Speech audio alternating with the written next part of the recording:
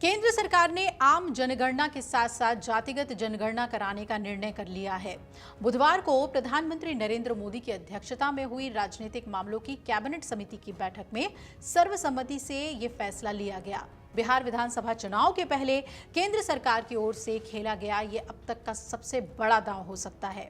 आपको बता दें कि कांग्रेस सांसद राहुल गांधी जातिगत जनगणना को लेकर जिस तरह लगातार आक्रामक रुख अपनाते हुए नजर आ रहे थे, उससे ऐसा लग रहा था कि 2029 के आम चुनाव और बिहार विधानसभा चुनाव में ये बड़ा मुद्दा बन सकता है। लेकिन केंद्र सरकार ने जातिगत जनगणना कराने का वादा कर कांग्रेस के हाथ से ये मुद्दा छीन लिया है।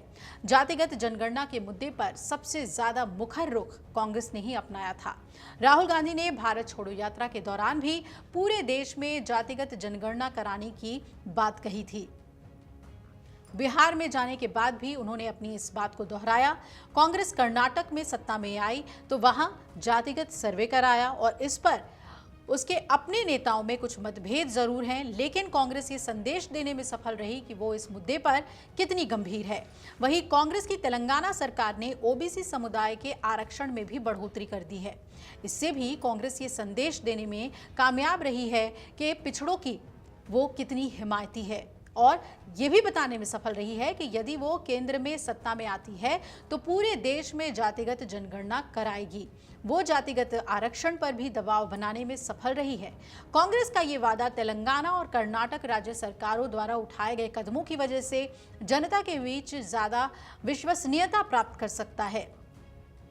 यदि विपक्ष इसे बड़ा मुद्दा बनाने में सफल रहा तो बिहार चुनाव के साथ साथ आगामी आम चुनाव में भी इसे बीजेपी को नुकसान हो सकता था। संभवतः यही वजह है कि केंद्र सरकार ने समय को भांपते हुए और इस मुद्दे को समझते हुए पहले ही जातिगत जनगणना कराने का फैसला ले लिया।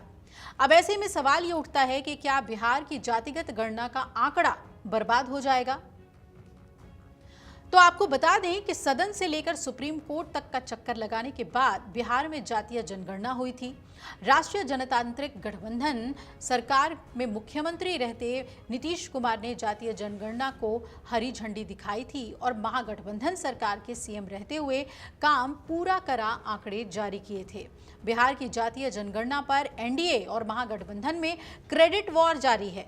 जातीय जनगणना के आधार पर जातिगत आरक्षण बढ़ाया गया था और वो मामला हाईकोर्ट होते हुए सुप्रीम कोर्ट पहुंचा और अब केंद्र की नरेंद्र मोदी सरकार ने देश भर में जातीय जनगणना का ऐलान किया है। तो क्या अब बिहार में हुई जातीय जनगणना का आंकड़ा बर्बाद हो जाएगा? यही नहीं, आरक्षण का मामला भी अब राष्ट्रीय जातीय जनगणना के नाम पर अटका रहेगा।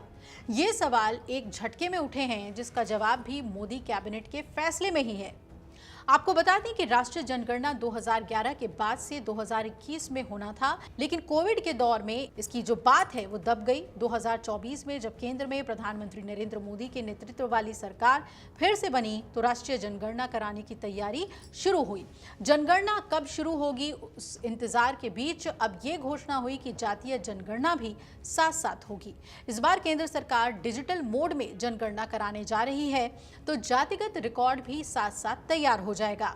जहां तक अंतर की बात है तो सबसे पहला अंतर यही है कि जनगणना का अधिकार केंद्र सरकार के पास होता है और बिहार सरकार ने कोर्ट में बकायदा हलफनामा दिया था कि बिहार में जातीय जनगणना नहीं कराई गई बल्कि वो जातीय सर्वे था। बिहार सरकार ने जातिगत जनगणना का सर्वे किया था और अब केंद्र सरकार अपने अधिकारों के आधार पर जनगणना कराएगी। इस जनगणना में देश का हर शख्स शामिल होगा। ऐसे में कानून के जानकार ये कहते हैं कि केंद्र सरकार अगर हर आदमी को सूचना देने के लिए बाध्य करते हुए जातिगत जानकारी जुटाएगी तो असल आंकड़ा निकल आएगा। मतलब केंद्र सरकार जब राष्ट्रीय जातीय जनगणना करा लेगी तो वो आंकड़ा बिहार के सर्वे से ज्यादा पक्का होगा।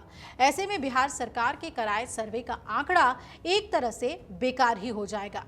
तो आइए अब आपको बताते हैं कि बिहार चुनाव पर जातीय जनगणना का असर क्या होगा।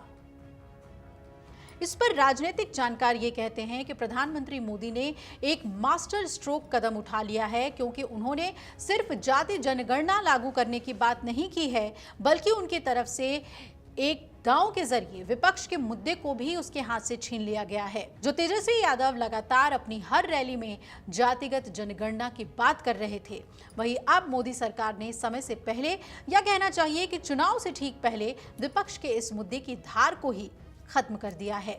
आगामी विधानसभा चुनाव के चलते बिहार की राजनीति पूरी तरह से जातीय समीकरणों पर टिकी है और बीजेपी यदि इसका सही तरीके से प्रचार करती है तो उसे यादव समुदाय को छोड़कर अन्य ओबीसी जातियों में बड़ी बढ़त मिल सकती है। जेडीयू के साथ तालमेल को और मजबूत किया जा सकता है क्योंकि नीतीश कुमार लंबे समय से जाति जनगणना के पक्ष में रहे हैं। आइए अब आपको ये भी बताते हैं कि कैसे यूपी में भी बदल सकते हैं समीकरण। दरअसल उत्तर प्रदेश को बीजेपी ने गुजरात और मध्य प्रदेश के बाद अपना तीसरा सबसे मजबूत गढ़ मान लिया था। इसलिए पिछले आम चुनाव में अखिलेश यादव ने जैसे ही पीडीए के न्याय की बात की, भाजपा का किला ढह गया। कभी यूपी की 80 में से 73 सीटों पर जीत हासिल करने वाली भाजपा इस लोकसभा चुनाव में सिर्फ 36 सीटों पर सिमट कर रह गई। अखिलेश यादव अभी भी पीडीए के मुद्दे को पूरी मजबूती के साथ पकड़े हुए हैं।